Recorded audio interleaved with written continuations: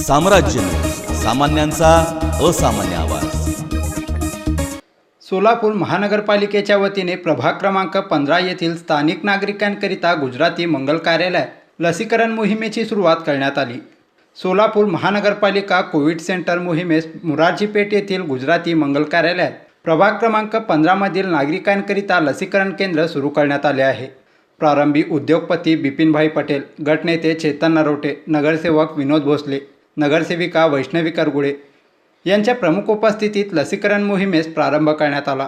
प्रभाग क्रमांक 15 मधील नागरिकांना लसीकरण केंद्र जवळ उपलब्ध व्हावे या हेतूने कल्पना टॉकीज येथील गुजराती मंगल कार्यालय लसीकरण केंद्राची निर्मिती करण्यात आल्याची माहिती गटनेते चेतन नरोटे यांनी यावेळी दिली।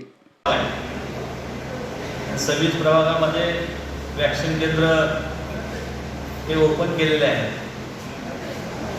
मुरारजी पेठ एक असा भाग आहे की ते मुरारजी पेठ पूर्ण देगावला जोडलेला आहे।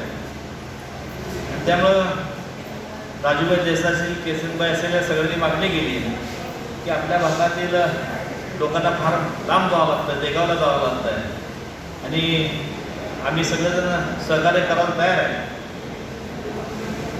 गुजराती मित्र परिवार यांनी आम्हाला प्रोत्साहन दिलं आणि मग विनोद दादा असेल, आमच्या वैष्णवदा असेल,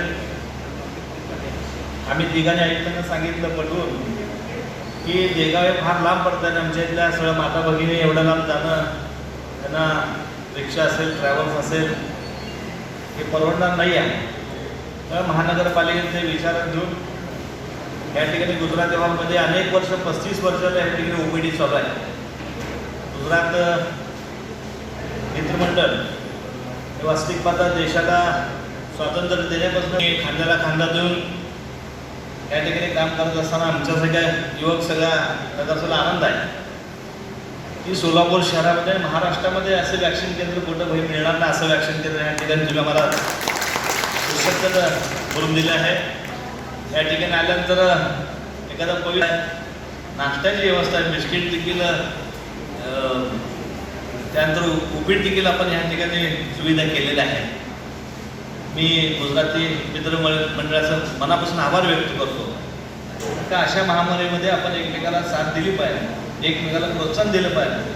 महापालिका आणि गुजराती मित्र ह्या दोघांचं देखील मनापासून आभार व्यक्त करतो।